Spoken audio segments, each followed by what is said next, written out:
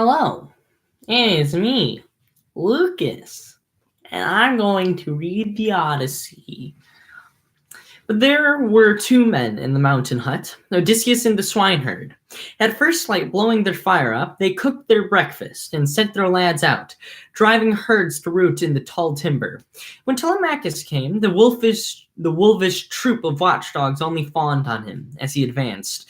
Odysseus heard him go and heard the light crunch of a man's footfall, at which he turned quickly to say, Eumaeus, here is one of your crew come back, or maybe another friend. The dogs are out there snuffling belly down. No one has even growled. I can hear footsteps. But before he finished, his tall son stood at the door. Swineherd rose in surprise, letting a bowl and jug tumble from his fingers. Going forward, he kissed the young man's head, his shining eyes in both hands, while his own tears brimmed and fell. Think of a man whose dear and only son, born to him in exile, reared with labor, has lived 10 years abroad and now returns. How would that man embrace his son? Just so the herdsman clapped his hands around Telemachus and covered him with kisses, for he knew the lad had got away from death. He said, "Light of my days, Telemachus, you made it back. When you took ship for Pylos, I never thought to see you here again. Come in, dear child, and let me feast my eyes. Here you are, home from the distant places. How rarely, anyway, you visit us. Your own men, and your own woods and pastures, always in the town. A man would think you loved the suitors' company, those dogs." Telemachus, with his clear candor, said, "I am with you, uncle. See now, I have some because I want to see you first. To hear from you if mother stayed at home, or is she married off to someone in Odysseus's bed, left empty for some gloomy spider's weaving." Gently the forester replied to this, "At home indeed your mother is, poor lady, still in the woman's hall. Her nights and days are wearied out with grieving." Stepping back, he took the bronze-shod lance and the young prince, and entered the cabin over the worn door stone. Odysseus moved aside, yielding his couch. But from across the room, Telemachus checked him. "Friend, sit down. We'll find another chair in our own hut. Here is the man to make one." The swineherd, when the quiet man sank down, built a new pile of evergreen and fleeces, a couch for the dear son of great Odysseus. Then gave them trenchers of good meat, left over from the roast pork of yesterday, and heaped up willow baskets full of bread, and mixed an ivy bowl of honey and hearted wine.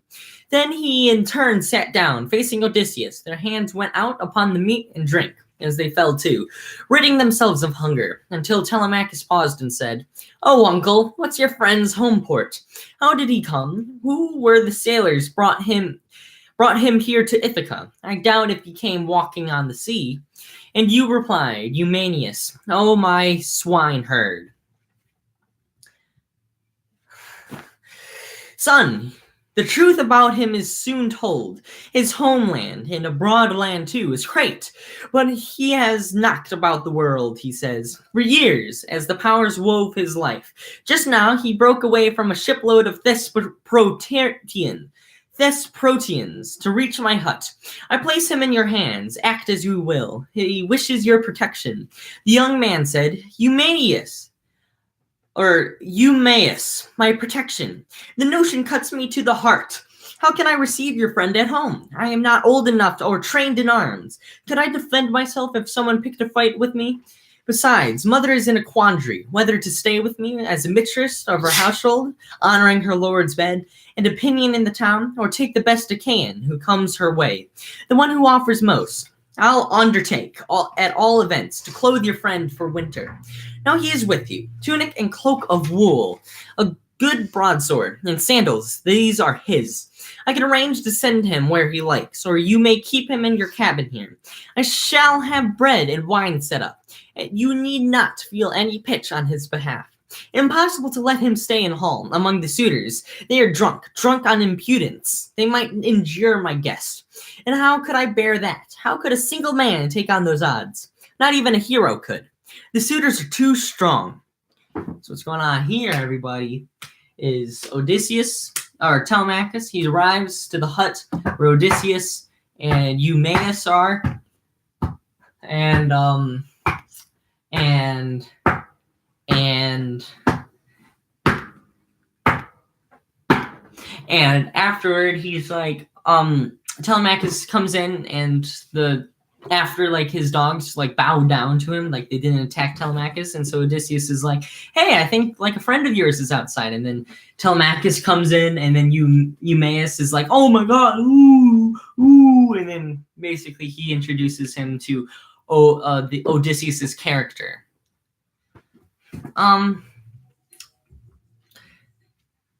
At this, the noble and endearing man Odysseus addressed his son.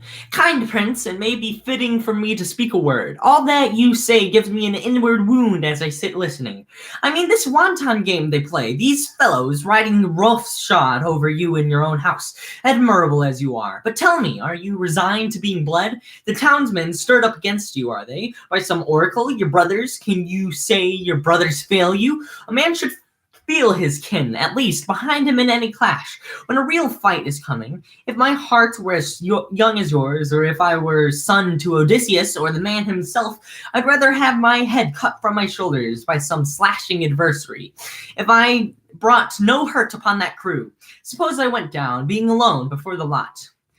I went, better, I say, to die at home in battle than see these insupportable things.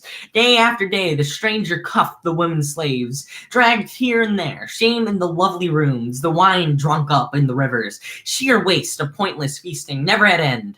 Telemachus replied, friend, I'll explain to you. There's no rancour in the town against me, no fault of brothers, whom a man should feel behind him when a fight is in the making. No, in our family, the firstborn of heaven, Zeus made single sons the rule. Acrisius had but one, Laertes. He in turn fathered only one, Odysseus, who left me in his hall alone, too young to be of any use to him. And so you see why my enemies fill our house in these days. All the princes of the islands, Dulichian, Sami, wooded Zacynthos, Ithaca too, lords of our island rock, eating our house up as they court my mother. She cannot put an end to it. She dare not bar the marriage that she hates, and they devour all my substance and my cattle. And who knows when they'll slaughter me as well. It rests upon the gods' great knees. Uncle, go down at once and tell the lady Penelope, and I'm back from Pylos, safe and sound. I stay here meanwhile. You will give your message and then return. Let none of the Achaeans hear it, and they have a mind to do me harm. To this, Eumaeus, you replied, I know, but make this clear now. Should I not likewise call on Laertes with your news? Hard hit by sorrow, though he was, mourning Odysseus. He used to keep an eye upon his farm. He had what meals he pleased with his own folk. But now, no more, not since you sailed for Pylos. He has not taken food or drink, I hear, sitting all day, blind to the work of harvest, groaning while the skin shrinks in his bones. Telemachus answered, one more misery, but we had better leave it so. If men could choose and have their choice in everything, we'd have my father home. Turn back when you have done your errand, as you must, not to be cut alone in the countryside. But wait, you may tell mother to send your old housekeeper on the quiet, and quickly. She can tell the news to grandfather. The swineherd, roused, reached out to get his sandals, tied them on, and took the road. Who else beheld this but Athena? From the air she walked, taking the form of a tall woman, handsome and clever at her craft, and stood beyond the gate in plain sight of Odysseus, unseen, though, by Telemachus, unguessed. For not to everyone will gods appear. Odysseus noticed her, so did the dogs who cowered whimpering away from her. She only nodded, signing to him with her brows, a sign he recognized. Crossing the yard, he passed out through the gates in the stockade to face the goddess. There she said to him, son of Laertes and the gods of old, Odysseus, master of landways and seaways, dissemble to your son no longer now. The time has come. Tell him how you together will bring doom on the suitors in the town. I shall not be far distant then, for I myself desire battle. Saying no more, she tipped her golden wand upon the man, making his cloak turn pure white and knit tunic fresh around him. Lithe and young she made him, ruddy with the sun, his jawline clean. The beard no longer grew upon his chin, and she withdrew when she had done. When Lord Odysseus reappeared, and his son was thunderstruck. Fear in his eyes, he looked down and away, as though it were a god, and whispered, "Stranger, you are no longer what you were just now. Your cloak is new, even your skin.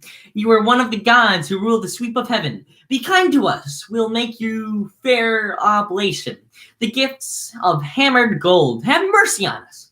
The noble and enduring man replied, "No, God. Why take me for a god? No, no. I am that father whom your boyhood lacked, and suffered pain for lack of. I am he." He held back too long. The tears ran down his cheeks as he embraced his son. Only Telemachus, uncomprehending, wild with incredulity, cried out, "You cannot be my father, Odysseus. Meddling spirits conceived this trick to twist the knife in me. No man of woman born could work these wonders by his own craft, unless a god came into it, with ease to turn him young or old at will. I swear you were in rags and old, and here you stand like one of the immortals." Odysseus brought his ranging mind to bear and said, "This is not princely to be swept away by wonder at your father's presence. No other Odysseus will ever come, for he and I are one, the same. His bitter fortune and his wanderings are mine. 20 years gone, and I am back again on my own island. As for my change of skin, that is a charm of Athena, hope of soldiers, uses as she will. She has the knack to make me seem a beggar man sometimes, and sometimes young, with finer clothes about me. It is no hard thing for the god of heaven to glorify a man or bring him low." When he had spoken, down he sat. Then, throwing his arms around this marvel of a father, Telemachus began to weep. Salt tears rose from the wells of longing in both men, and cries burst from both as keen and fluttering as those of the great taloned hawk, whose nestling farmers take before they fly. So helplessly they cried, pouring out tears, and might have gone on weeping so until sundown, had not Telemachus said, "Dear father, tell me what kind of vessel put you here ashore on Ithaca? Your sailors, who were they? I doubt you made it walking on the sea." That's what the Eumaeus said. Then said Odysseus, who had borne the barren sea, "Only plain truth shall I tell you, child. Great seafarers, the Phaeacians, gave me passage as they give other wanderers. By night over the open ocean, while I slept, they brought me in their cutters, set me down on Ithaca, with gifts of bronze and gold and stores of woven things. But God's will, these lie, all hidden in a cave. I came to these wild place, directed by Athena, so that we may lay plans to kill our enemies. Count up the suitors for me. Let me know what men at arms are there. How many men? I must pool all my mind to it, to see if we two by ourselves can take them on, or if we should look round for help." Telemachus replied, "Oh, father, all my life your fame as a fighting man has echoed in my ears, your skill with weapons and the tricks of war. But what you speak of is a staggering thing, beyond imagining for me. How can two men do battle with a houseful in their prime? For I must tell you this is no affair of 10 or even twice 10 men, but scores, some throngs of them. You shall see here and now. The number from Dulichium alone is 52 picked men, with armorers, a half dozen. 24 came from Sami, 20 from Xanthus. Our own island accounts for 12, high-ranked in their retainers, Medon, the crier, and the Hastur harper, besides a pair of handymen at feast. If we go in against all these, I fear we pay in salt blood for your vengeance. You must think hard if you would conjure up the fighting strength to take us through."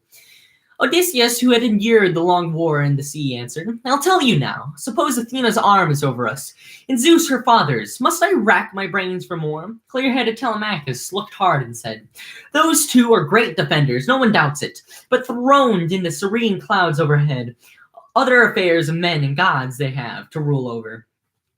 And the hero answered, "Before long they will stand to right and left of us in combat, in the shouting, when the test comes, our nerve against the suitors in my hall. Here is your part. At break of day tomorrow, home with you, go mingle with our princes. The swineherd later on will take me down the port side trail, a beggar by my looks, hangdog and old. If they make fun of me in my own courtyard, let your ribs cage up your springing heart. No matter what I suffer, no matter if they pull me by the heels or practice shots at me to drive me out, look on, hold down your angle. You may anger. You may even plead with them, by heaven, in gentle terms, to quit their horseplay. Not that they will heed you, rash as they are, facing their day of wrath. Now fix the next step in your mind. Athena, counseling me, will give me word, and I shall signal to you, nodding at that point. Round up all armor, lances, gear of war, left in hall, and stow the lot away, back in the vaulted storeroom. When the suitors miss those arms and question you, be soft in what you say. Answer, I thought I'd move them out of the smoke. They seemed no longer those bright arms Odysseus left us years ago, when he went off to Troy. Here, where the fire's hot breath came, they had grown black and drear. One better reason, too, I had from Zeus. Suppose a brawl starts up when you are drunk. You might be crazed and bloody one another, and that would stain your feast, your courtship. Tempered iron can magnetize a man. Say that, but put aside 2 broadswords and 2 spears for our own use, 2 ox-hide shields nearby when we go into action. Pallas Athena and Zeus, all provident, will see you through, bemusing our young friends. Now one more thing, if son of mine you are, and blood of mine, let no one hear Odysseus is about. Neither Laertes, nor the swineherd here, nor any slave, nor even Penelope. But you and I alone must learn how far the women are corrupted. We should know how to locate good men among our hands, the loyal and respectful, and the shirkers who take you lightly, as alone and young. So what's going on here? Odysseus reveals himself. Athena transforms him back into his normal self once the swineherd leaves to tell Penelope that Telemachus has come back. And Odysseus is like, I'm your son. But Telemachus is like, no, you're not. And he's like, yeah, I am. And then he's like, oh, and then he hugs him. And then Odysseus says, okay, we got to kill those suitors. But Telemachus is like, we can't do it on our own. There's too much. And Odysseus is like, okay, I'm just going to I'm going to, you know what I'm saying? And then he says, okay, Telemachus, what you're going to have to do is you're going to have to set out armor and swords and explain to the suitors that it'll just be from some bar fights or whatever. But actually it's for us. And then we'll go in together and only me and you should know about this, so that it'll be a complete surprise. Basically, Telemachus, don't do anything if those suitors make fun of me. All right, just keep your ground. I'm gonna do you know what I'm saying?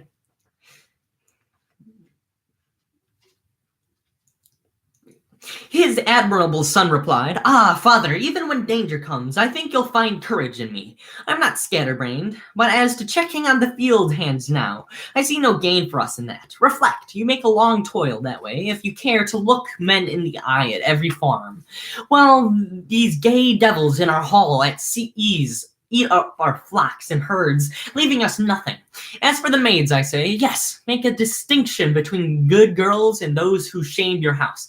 All that I shy away from is the scrutiny of cottagers just now. The time for that comes later, if in truth you have a sign from Zeus or the Storm King.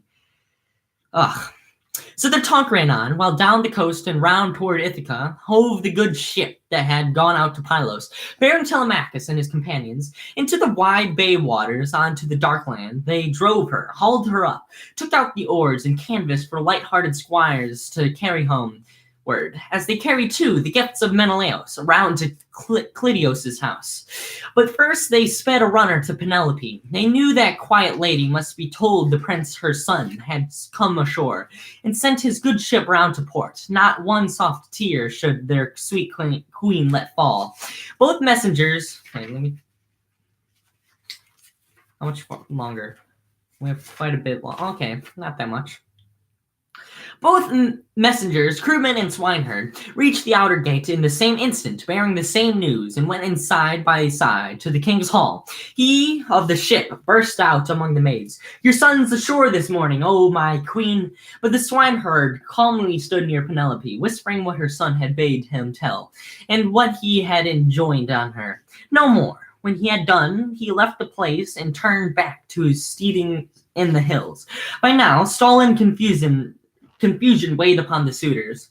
Out of the house, out of the court they went, beyond the wall and gate, to sit in the council. Eurymachus, the son of Polybus, opened discussion. Friends, face up to it. That young pup Telemachus has done it. He made the round trip, though we said he could not. Well, now, to get the best craft we can find afloat, with oarmen who can drench her bows, and tell those on the island to come home. He was yet speaking when Amphinomus, craning seaward, spotted the picket ship already in the roadstead under the oars, with canvas brailed up, and this fresh arrival made him chuckle. Then he told his friends, too late for messages, "Look here, they come along the bay. Some god has brought them news, or else they saw the cutter pass and could not overtake her." On their feet at once, the suitors took the road to the sea beach, where, meeting the black ship, they hauled her in. Oars and gear they left for their light-hearted squires to carry, and all in company made off for the assembly ground. All others, young and old alike, they barred from sitting. Eupethes' son, Antinous, made this speech. How the gods let our man escape a boarding, that is the wonder. We had lookouts posted up on the heights all day in the sea wind, and every hour a fresh pair of eyes. At night we never slept ashore, but after sundown cruised the open water to the southeast, patrolling until dawn. We were prepared to cut him off and catch him, squelch him for all good and all. The power of heaven steered him the long way home. Oh my God.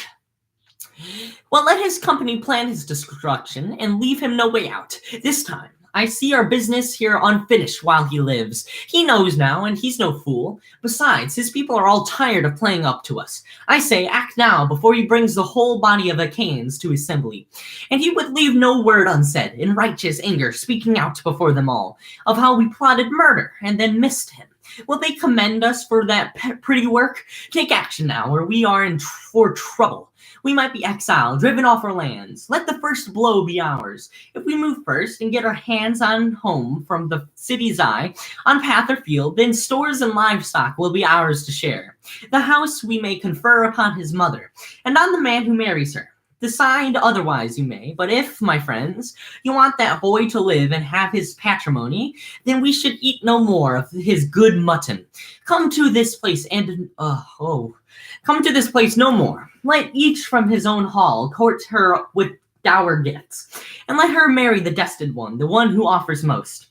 He ended, and no sound was heard among them, sitting all hushed, until at last the son of Nisos Erytiades rose, Amphinomus.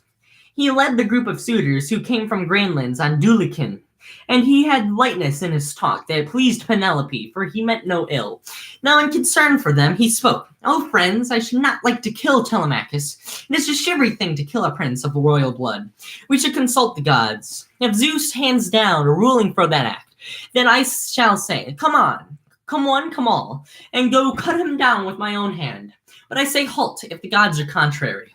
Now this proposal won them, and it carried. Breaking their session up, away they went to take their smooth chairs in Odysseus' home. Meanwhile, Penelope the wise decided for her part to make appearance before the valiant young men.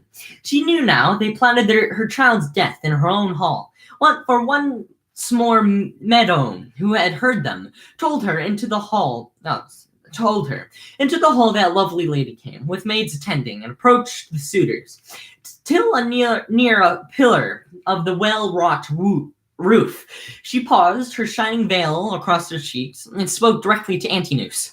"Infatuate, steeped in evil, yet in Ithaca they say you were the best one of your generation, in mind and speech. Not so, you never were. Madman, why do you keep forever knitting a death for Telemachus? Have you no pity toward men dependent on another's mercy? Before Lord Zeus, no sanction can be found for one such man to plot against another.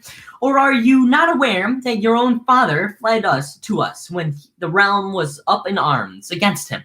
He had joined the Typhian pirates, and ravaging Thesprotian folk, our friends, our people would have raided him, then breached in his heart, butchered his herds to feast upon. Only Odysseus took him in, and held the furious townsmen off. It is Odysseus' house you now consume. His wife you court, and his son you kill, or try to kill, and me you ravage now, and grieve.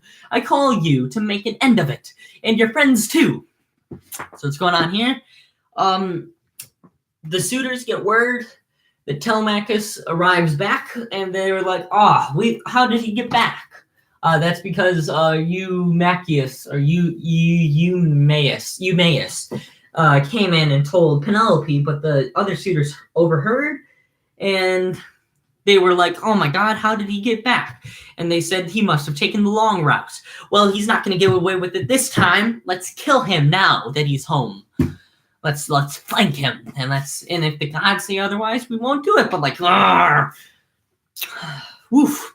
The son of Polybus it was, Eurymachus, who answered her with ready speech. My lady Penelope, wise daughter of Icarius, you must shake off these ugly thoughts. I say that man does not exist, nor will, who dares lay hands upon your son Telemachus.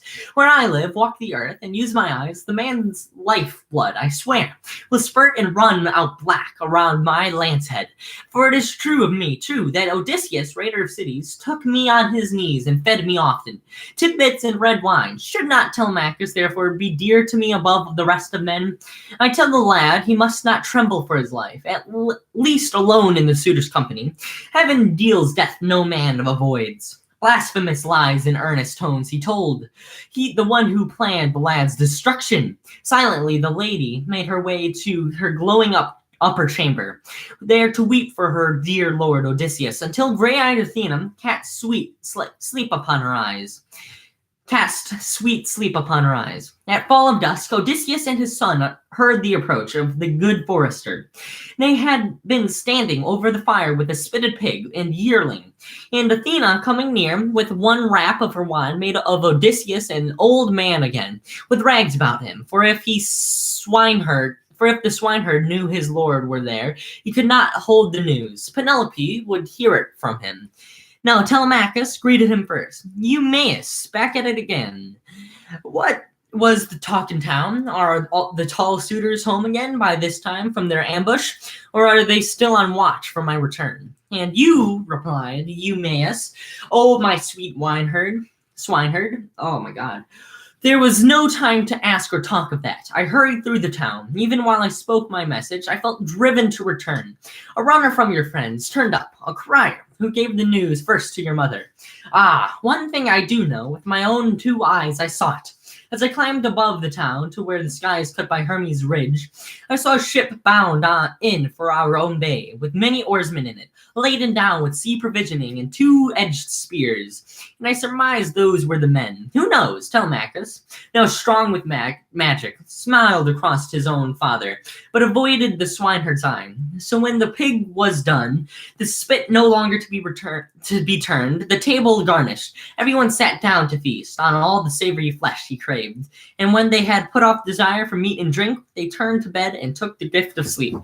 Summary: Telemachus returns home. Odysseus and Eumaeus greet him, and they're like, Telemachus, you're pretty cool.